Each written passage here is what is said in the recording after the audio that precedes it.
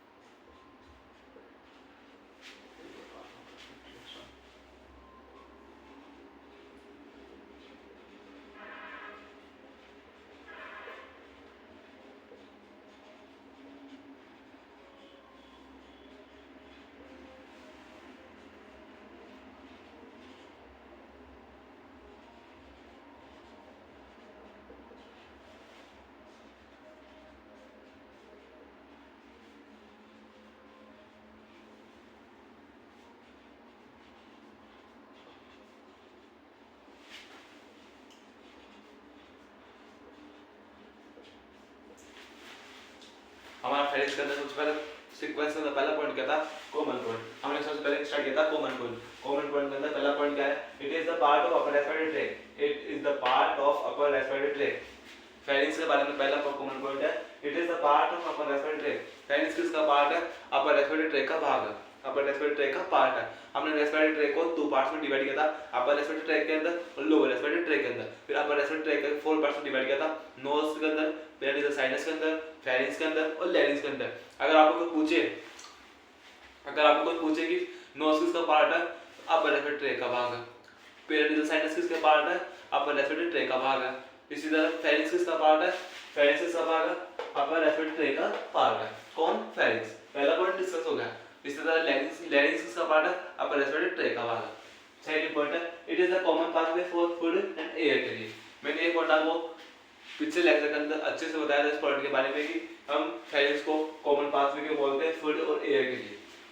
मैंने पिछले लेक्चर के अंदर इस पॉइंट को अच्छे से समझाया था, अच्छे से डायग्राम बनाकर समझाया था, आपको समझाने की पूरी कोशिश की थी कि फेरिंक्स को हम कॉमन पाथवे क्यों बोलते हैं, फूड और एयर के लिए कॉमन पाथवे क्यों बोला जाता है, किसको? फेरिंक्स को। अगर आपने नहीं देखा पिछला लेक्चर तो जाकर पहले पिछले लेक्चर को देखिए, फिर आइए अगले लेक्चर को अटेंड कीजिए। इसी चैनल के ऊपर आपको रेस्पिरेटरी सिस्टम के नाम की प्लेलिस्ट दिखेगी, उसके अंदर इसका फर्स्ट पार्ट है फेरेंस का, उसको आप जाकर देखिए। उसके अंदर मैंने आपको बताया था कि फेरेंस को कॉमन पाथवे के ऊपर बोला जाता है फूड और एयर के लिए, समझ गए। तीसरा पार्ट है it is also known as throat, मतलब कि जैसे तुम्हारा कोई दो नाम होगा, स्कूल में अलग नाम है, घर पर अलग नाम है, दोस्तों के अंदर दोस्तों के ग्रुप है उसके अंदर अलग नाम है आपका, उसी तरह फेरेंस के भी दो नाम है। फेरेंस है जिसके बारे में बुक के अंदर पढ़ते हैं, जिसके नाम से इसको जाना जाता है फेरेंस को, लेकिन फेरेंस का एक और नाम है, वो क्या नाम है, थोरेट। जैसे किसी का स्कूल में अलग नाम है, घर पर अलग नाम है, और को दोस्तों के ग्रुप में अलग नाम है, उसी तरह फेरेंस के दो नाम है, तो फेरेंस है और दूसरा नाम क्या है, थोरेट है। समझ गए, फेरेंस के तीनों कॉमन पॉइंट डिस्कस हो गए। अगला पॉइंट था लोकेशन। लोकेशन देखते हैं इसकी।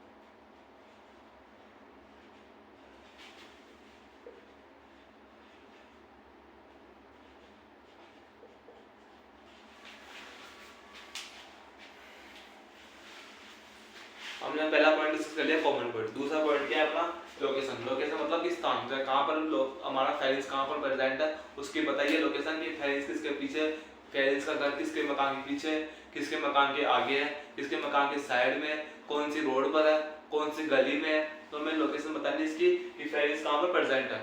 उसी तरह फेरेंस की लोकेशन क्या है, extend to base of skull to cricoid cartilage, मतलब क्या बोला मैंने, लोकेशन फेरेंस कहाँ से कहाँ तक एक्सटेंड करता है, बेस ऑफ स्कल से क्रिकल कार्टिलेज तक।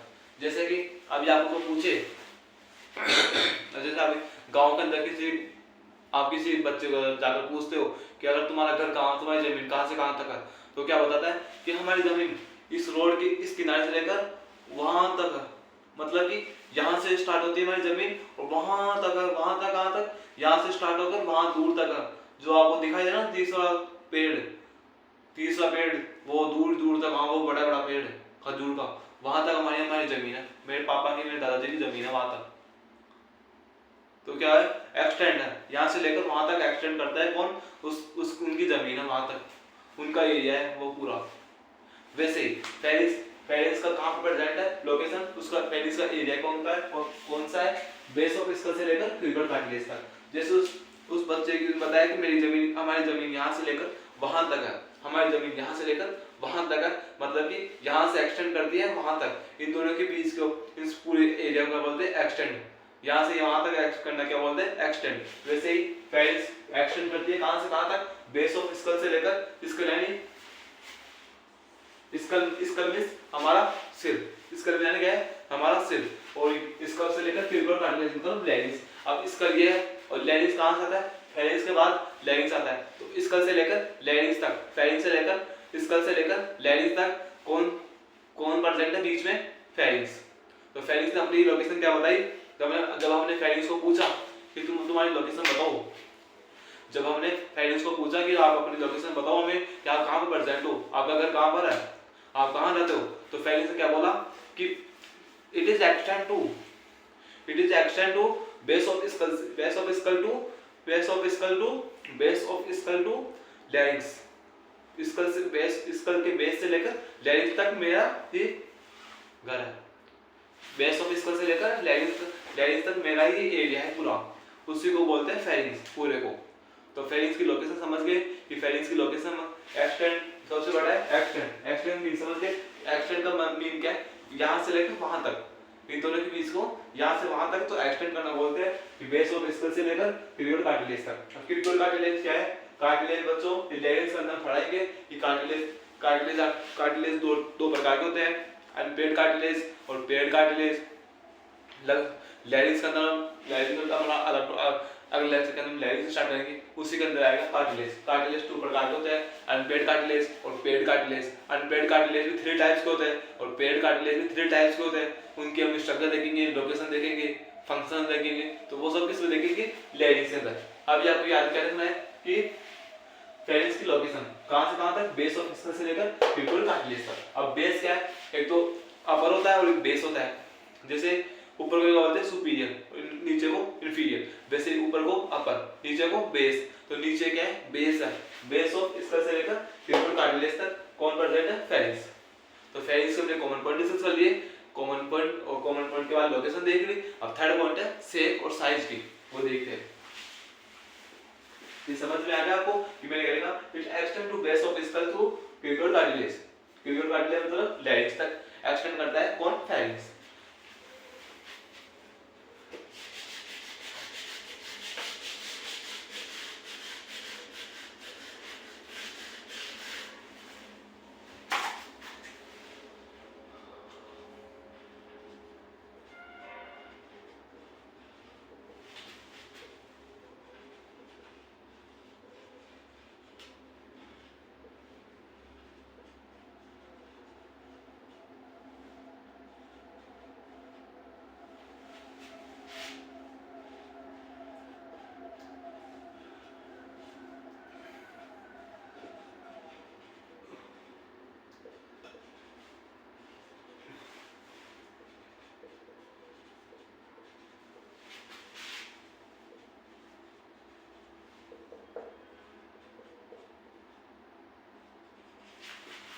अब पहला पॉइंट हमने डिस्कस कर लिया कॉमन पॉइंट, दूसरा पॉइंट था लोकेशन, वो भी डिस्कस कर ली।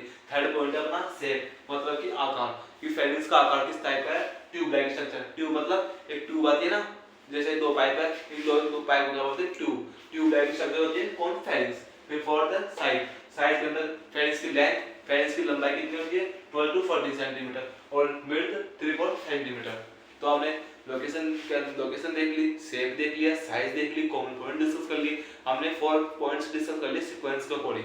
अब फिफ्थ पॉइंट अपना ऑर्गन ऑफ एसोसिएशन। अब ये सब करना आपने, ये सब मैंने अभी तक कुछ नहीं पढ़ाया आपको, ये सब अपना विविधन है। हमने इन सबको पिछले लेक्चर के अंदर ही क्लियर कर लिया था। अभी तक सिर्फ मैंने आपको रिवीजन कराया, पिछले लेक्चर का पूरा रिवीजन करवा दिया मैंने अब तक। अगर आपने पिछला लेक्चर नहीं देखा तो आपका पिछला लेक्चर यहाँ से कवर हो जाएगा। लेकिन अगर आपको अच्छे से समझना है हर टॉपिक को, हर वर्ड को, तो अच्छे से आपको समझने के लिए पिछला लेक्चर अटेंड करना जरूरी है, एसेंशियल है। तो आप जाइए पिछला लेक्चर अटेंड कीजिए। इसी चैनल के ऊपर प्लेलिस्ट के अंदर आपको चैनल मिल जाएगा, वो फेरिंग्स फर्स्ट पार्ट, उसके अंदर जाकर आप अटेंड कीजिए। ये सेकंड पार्ट है। अब तक सिर्फ हमने इसका रिवीजन किया है पिछले लेक्चर का, आगे पढ़ने वाले अगला पॉइंट अपना organ of association.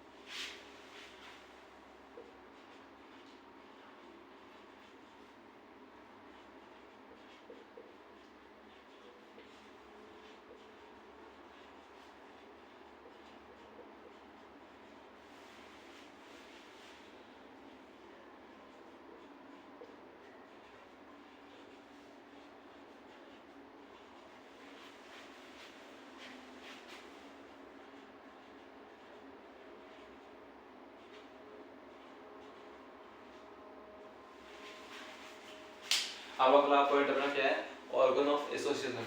Organ of association मतलब कि अंगों का जुड़ाव, अंगों का जुड़ाव देखना है। पहला क्या है, सुपीरियर, सुपीरियर के अंदर ऑक्सीपिटल बोन। अब सुपीरियर में क्या होता है, सुपीरियर मतलब ऊपर, फेरेंक्स के ऊपर कौन प्रेजेंट है, ऑक्सीपिटल बोन। आप बोलोगे ये ऑक्सीपिटल बोन क्या है, मैंने आपको चार तरह की लो बताई थी ऑक्सीपिटल लो में बोन। ये क्या होती है, ये क्या है अपना फ्रंटल बोन। वैसे ये क्या है, टेम्पोरल, ये क्या है, पेराइटल। पीछे कौन है अपना, पीछे क्या प्रेजेंट है, ऑक्सीपिटल बोन। मतलब कि ये फ्रंटल है, ये पेराइटल है, और ये पीछे ऑक्सीपिटल है, और ये क्या है, टेम्पोरल। टेम्पोरल फ्रंटल यानी फ्रंट यानी फ्रंट, फ्रंट यानी सामने, तो फ्रंटल सामने कौन, फ्रंटल बोन। टेम्पोरल, टेम्पोरल मतलब सुनना, यहाँ पर कौन सी, टेम्पोरल बोन। पेराइटल यानी मिड में, और ऑक्सीपिटल मिड इंड बोन, पीछे की बोन अपनी ऑक्सीपिटल बोन। तो सुपीरियर मतलब ऊपर, मतलब कौन प्रेजेंट है, जैसे फेरिंग्स अपना यहाँ प्रेजेंट है, तो इसके ऊपर प्रेजेंट है अपना ऑक्सीपिटल बोन प्रेजेंट है। फिर इंफीरियर, इंफीरियर इंफीरियर नीचे, इंफीरियर मतलब नीचे, नीचे कौन प्रेजेंट है, क्रिकोइड कार्टिलेज या फिर लैरिंक्स। क्रिकोइड कार्टिलेज किसका पार्ट है, लैरिंक्स का। नीचे कौन प्रेजेंट है, लैरिंक्स। अगला लेक्चर हमारा लैरिंक्स के ऊपर जाने वाला है, तो नीचे कौन प्रेजेंट है, लैरिंक्स। आगे की तरफ nasal cavity, oral cavity. Nasal cavity कहाँ प्रेजेंट है, नाक के अंदर, ओरल कैविटी माउथ के अंदर। समझ गए। एंटीरियर कौन है, आगे सामने nasal cavity, oral cavity. Posterior spinal cord, हमारी रीढ़ की हड्डी, रीढ़ की हड्डी क्या बोलते हैं, स्पाइनल कॉर्ड। ये क्या है, पोस्टीरियर, पीछे स्थित है हमारी। ये क्या है, यहाँ पर है फेरिंक्स, फेरिंक्स के पीछे कौन प्रेजेंट है, स्पाइनल कॉर्ड प्रेजेंट है। लेटरल मतलब कि साइड में कौन प्रेजेंट है, नेजल बोन। हमारे नेजल कैविटी के पास में कौन प्रेजेंट होती है, नेजल बोन्स। तो नेजल बोन क्या है, इसकी लेटरल है। कौन, नेजल बोन किसकी लेटरल साइड में, फेरिंक्स की। तो फेरिंक्स के ऑर्गन ऑफ एसोसिएशन नाम समझ गए। सुपीरियर मतलब ऊपर, इंफीरियर मतलब नीचे, एंटीरियर मतलब सामने, पोस्टीरियर मतलब पीछे, लेटरल मतलब साइड में। ठीक है बच्चों, सुपीरियर मतलब ऊपर। तो फेरिंक्स के ऊपर कौन प्रेजेंट है, फेरिंक्स के ऊपर प्रेजेंट है ऑक्सीपिटल बोन। फेरिंक्स के नीचे, फेरिंक्स के नीचे अपना लैरिंक्स, लैरिंक्स का कौन सा cartilage, cricoid cartilage. Anterior nasal cavity, oral cavity, nasal cavity, oral cavity. Posterior spinal cord, lateral nasal bone. आपको याद रखना है, अगर आपको किसी भी ऑर्गन की एनाटॉमी पूछी जाए तो उसके अंदर ऑर्गन ऑफ एसोसिएशन लिखना एसेंशियल है, अनिवार्य है, जरूरी है। आपको organ of association her organ की याद होनी चाहिए, और ऑर्गन की समझ आपको याद नहीं करना, समझना है कि सुपीरियर मतलब ऊपर होता है, तो ऊपर कौन प्रेजेंट है, नीचे कौन प्रेजेंट है, आगे कौन प्रेजेंट है, पीछे कौन प्रेजेंट है, और लेटरल साइड में कौन प्रेजेंट है। आपको ऑर्गन ऑफ एसोसिएशन समझ में आ गया। इसमें कुछ भी नहीं है ऐसा जो समझने लायक हो। आपको ऑक्सीपिटल बोन याद रखनी होगी, इंपॉर्टेंट है। नेजल कैविटी, ओरल कैविटी मैंने आपको पढ़ा दिया है। स्पाइनल कॉर्ड रीढ़ की हड्डी पीछे की होती है। नेजल बोन, नेजल कैविटी पास nasal bone. Cricoid cartilage, larynx अगला लेक्चर इसी के ऊपर आने वाला है। तो समझ गए, हमने कॉमन पॉइंट डिस्कस कर लिए, लोकेशन देख ली, शेप देख लिया, साइज देख ली, ऑर्गन ऑफ एसोसिएशन देख लिया। अब अगला पॉइंट है अपना पार्ट्स के ऊपर कि फेरिंक्स के कितने पार्ट्स हैं वो डिस्कस करेंगे। अब अगला पॉइंट है ये समझ के organ of association.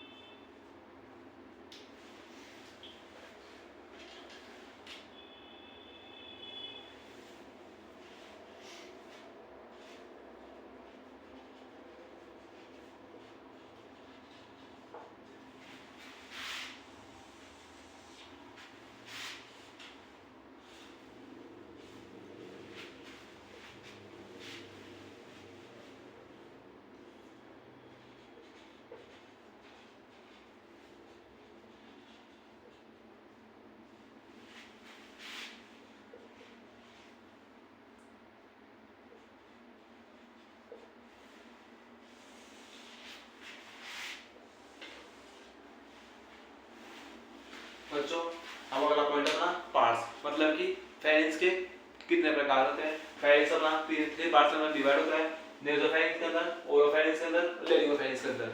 नेसोफेरिंग्स, oropharynx, laryngopharynx, नेसोफेरिंग्स, oropharynx, laryngopharynx, नेसोफेरिंग्स, oropharynx, laryngopharynx.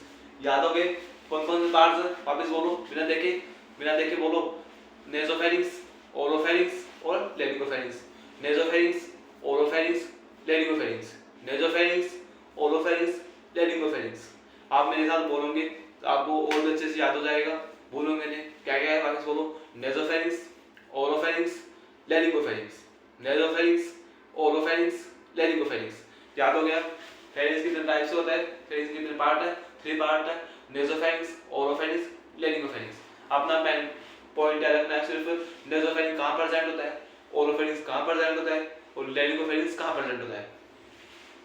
नेसोफेरिंग present होता है अपना behind the nasal cavity. नेसोफेरिंग्स present होता है behind the nasal cavity, oropharynx behind the oral cavity और लेरिंगोफेरिंग्स आपको बताना है ना। नेसोफेरिंग्स कहाँ प्रेजेंट होता है? Nasal cavity. ये क्या आपकी नोज है, नोज के अंदर कौन कौन सी कैविटी प्रेजेंट है? Nasal cavity. तो नेजल कैविटी के पीछे कौन प्रेजेंट है? नेसोफेरिंग्स। नोज है, नोज के अंदर नेजल कैविटी, नेजल कैविटी के पीछे कौन प्रेजेंट होता है? अपना नेसोफेरिंग्स। ये क्या है? अपना माउथ, माउथ के अंदर कौन सी कैविटी प्रेजेंट है? Oral cavity. माउथ के अंदर ओरल कैविटी प्रेजेंट होती है, ओरल कैविटी के पीछे कौन प्रेजेंट है? ओरोफेरिंग्स। नेजल कैविटी के पीछे नेसोफेरिंग्स, ओरल कैविटी के पीछे ओरोफेरिंग्स, लेरिंगोफेरिंग्स। लेरिंग्स के पीछे होता है साइड, ये होता है, लेकिन अब मुझे कंफर्म नहीं है, याद नहीं है, भूल गया। कल अगले लेक्चर में आपको पहले बताऊंगा कि लेरिंगोफेरिंग्स कहाँ प्रेजेंट होता है। अब ये आप भी देख कर आना कि बताना कि सर लेरिंगोफेरिंग्स यहाँ प्रेजेंट होता है, कमेंट में बताना मुझे।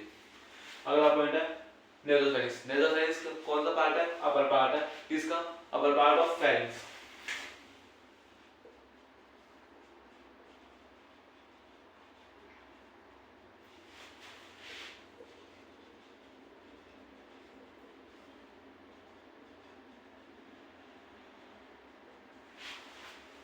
Nasopharynx, upper part of pharynx. Oropharynx, mid part of pharynx. Lower part of pharynx. मतलब कि pharynx का ऊपर वाला पार्ट कौन सा है? First part upper part nasopharynx, middle part oropharynx और लोअर पार्ट लेरिंगोफेरिंक्स। नेसोफेरिंक्स कहाँ प्रेजेंट है? Behind the nasal cavity. Naso and मतलब नेजल कैविटी, ओरो यानी ओरल कैविटी, एंड मतलब नेजल कैविटी, नेजल कैविटी के पीछे, ओएडी ओरल कैविटी, ओरल कैविटी के पीछे लेरिंगोफेरिंक्स। अगले लेक्चर में बताऊंगा, फिर आप बताना मुझे।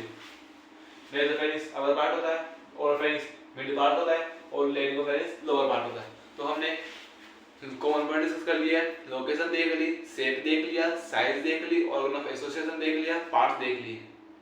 अब अगला लास्ट पॉइंट अपना फंक्शंस, और इसके बाद फेरिंक्स का टॉपिक कंप्लीट हो जाएगा आपका।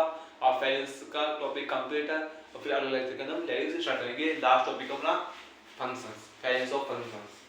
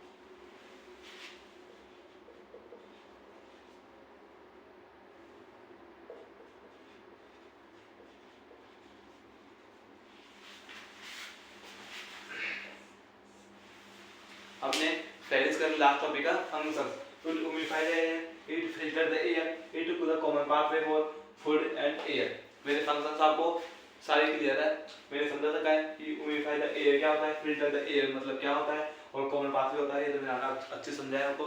अभी नया टॉपिक है तो कल पिछले लेक्चर के अंदर समझाया तो मैंने आपको कि फेरेंस को कॉमन पाथवे क्यों बोला जाता है, किसके लिए, फूड और एयर के लिए, समझ गए। तो हमने आज फिर अपना एक टॉपिक और क्लियर कर लिया, कौन सा, फेरेंस। हमने पहले सबसे पहले क्लियर किया एक्सटर्नल नोज को, फिर कंप्लीट किया इंटरनल नोज को, फिर हमने कंप्लीट किया पेरिनेसल साइनस को, और आज फिर हमने कंप्लीट कर लिया एक टॉपिक को, फेरेंस को। तो हमने रेस्पिरेटरी सिस्टम के अंदर टोटल अपर रेस्पिरेटरी सिस्टम के अंदर टोटल चार टॉपिक को क्लियर कर लिया, किसके साथ, सीक्वेंस के साथ। पहले कॉमन पॉइंट, फिर लोकेशन, फिर शेप, फिर साइज, फिर कलर, फिर ऑर्गन ऑफ एसोसिएशन, फिर पार्ट्स, फिर फंक्शंस, है ना।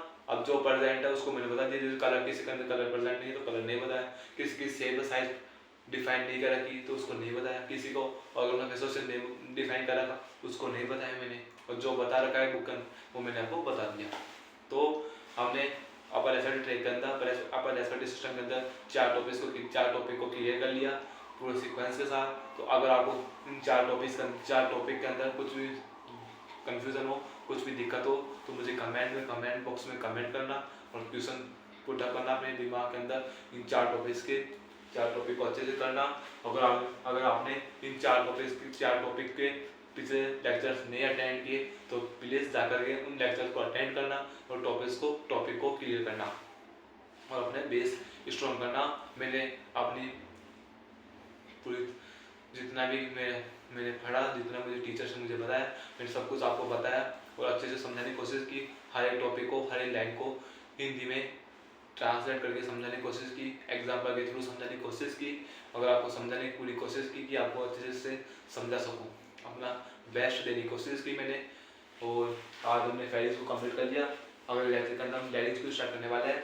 और अगर चैनल आपको लेक्चर अच्छा लगा तो चैनल को सब्सक्राइब करना, वीडियो को लाइक करना और कमेंट करना इसको फेरेंस के लोकेशन को। बाय।